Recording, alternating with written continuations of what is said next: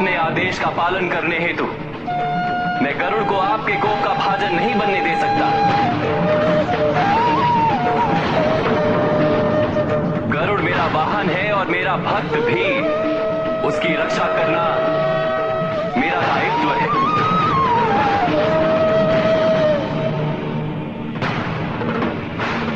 भले ही उसके लिए मुझे आपसे युद्ध क्यों ना करना पड़े।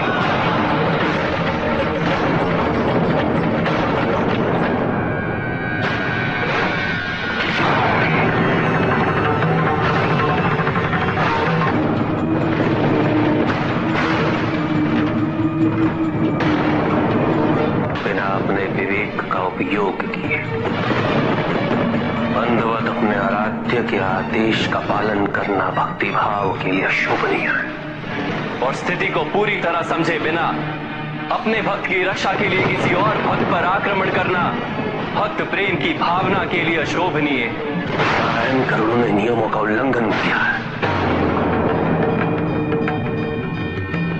निर्दोष सर्पों पर अत्याचार किया है।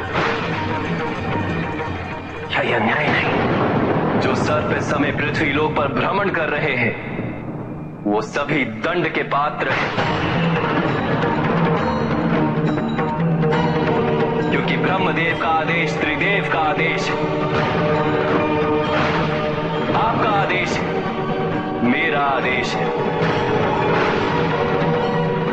और त्रिदेव के आदेशों को ना मानना पाप है।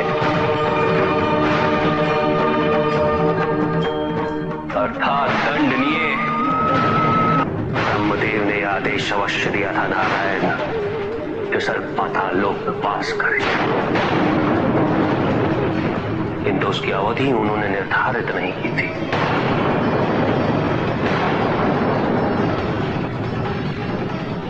यदि सर्प पृथ्वी पर भ्रमण कर रहे हैं तो इसमें इनका दोष कैसे हो?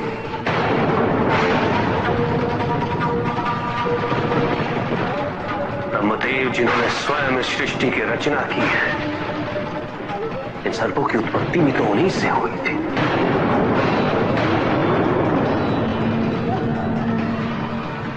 सर्पों को पाताल लोक जाकर वास करने का आदेश देकर उनके साथ पहले ही अन्याय हुआ, तो उनके साथ ही पुनः अत्याचार क्यों?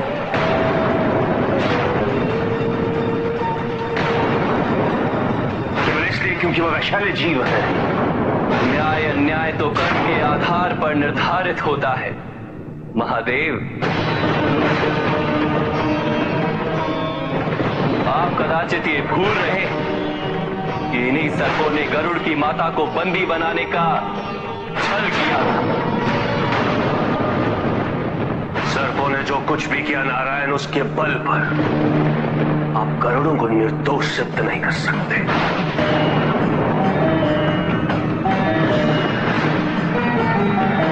और ना ही ये गरुड़ आपके आदेश के नाम पर कर्मों से मुक्त हो सकते हैं। परिणाम भुगतना ही होगा। कोई भी अपने कर्मों से विमुख नहीं हो सकता।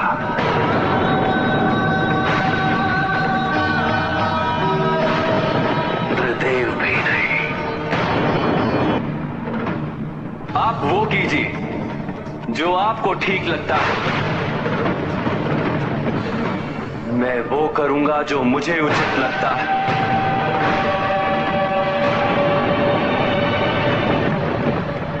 किंतु स्मरण रहे महादेव, गरुड़ तक पहुंचने के लिए आपको मुझसे युद्ध करना होगा।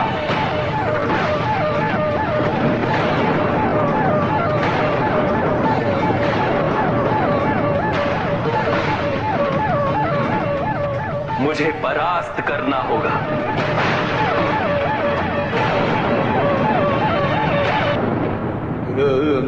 उचित है नारायण, मुझे आपकी चुनौती स्वीकार है।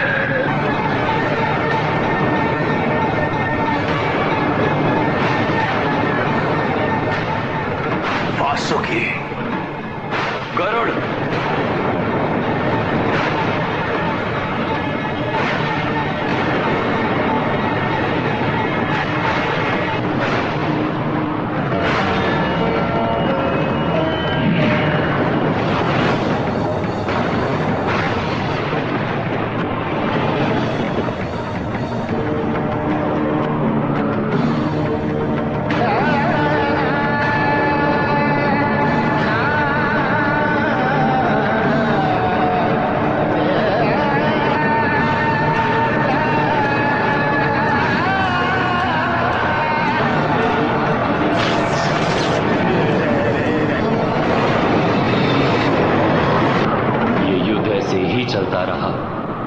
तो सदियों तक चलता रहेगा।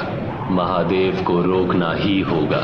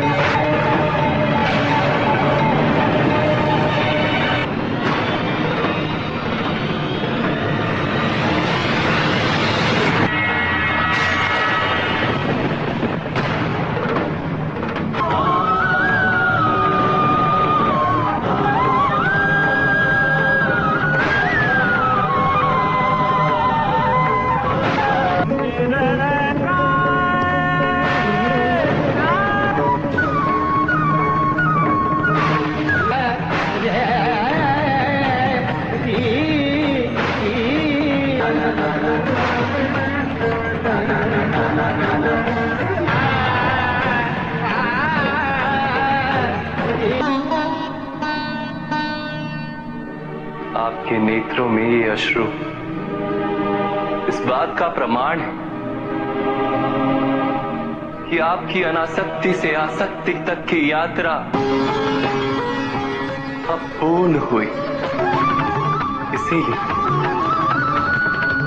मैंने गरुड़ को सर्पों पर आक्रमण करने का आदेश दिया था,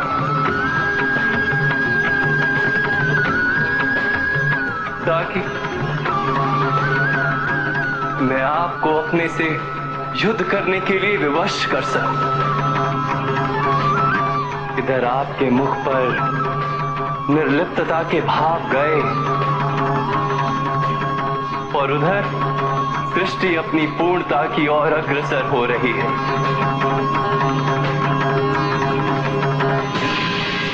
क्या आपको इस महान परिवर्तन की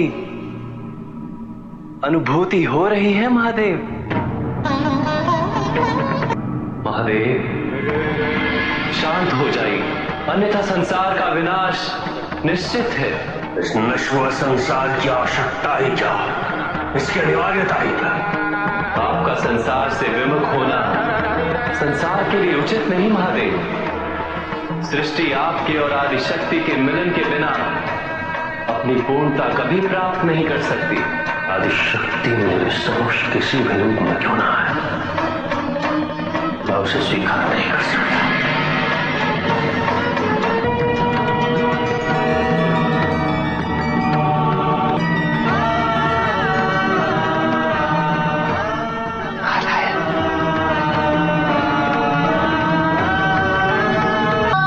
मेरी उंगलियों द्वारा महादेव के कंठ पर बने इस चिन्ह के कारण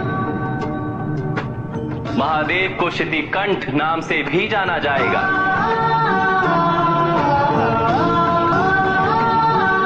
और महादेव के त्रिशूल से बना ये चिन्ह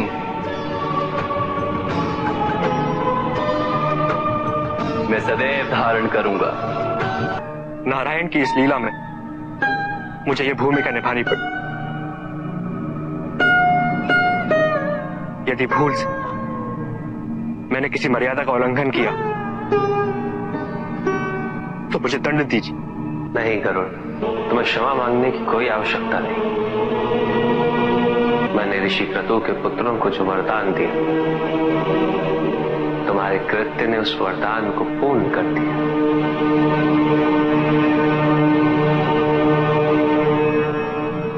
तुम्हारी उत्पत्ति की महत्ता आज सिद्ध हुई है।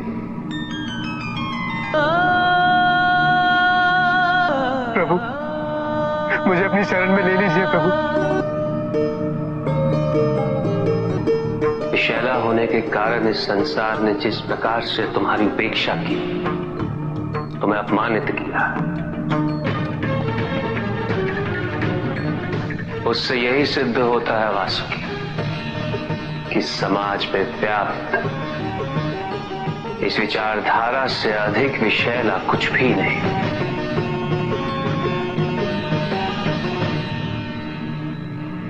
मैं इसी क्षण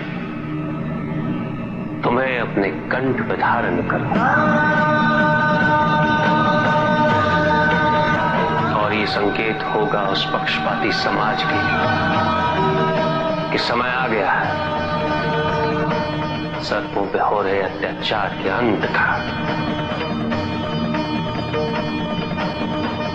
उन पे हो रहे अन्याय के अंत का,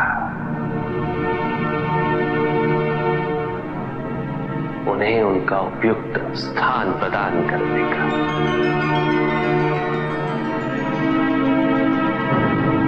जिसे कभी अपनों ने प्रेम और मान नहीं दिया, आज उस जैसे तुच्छ प्राणी को आप अपना कंठहार बना रहे हैं।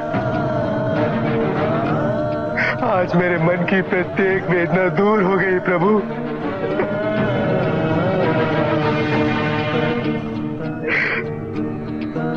मैंने जो भी अत्याचार और अन्याय सहन किया, आज मुझे उसका पारितोषिक मिल गया। जिस तरह आज आपने मुझे आशीर्वाद दिया है, बस इसी तरह अपनी कृपा दृष्टि मेरे परिवार पे भी बना के रखिएगा।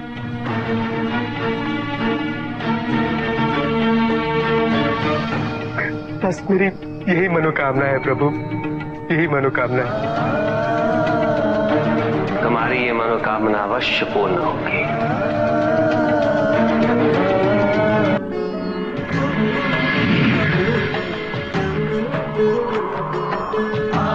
महादेव महादेव महादेव महादेव।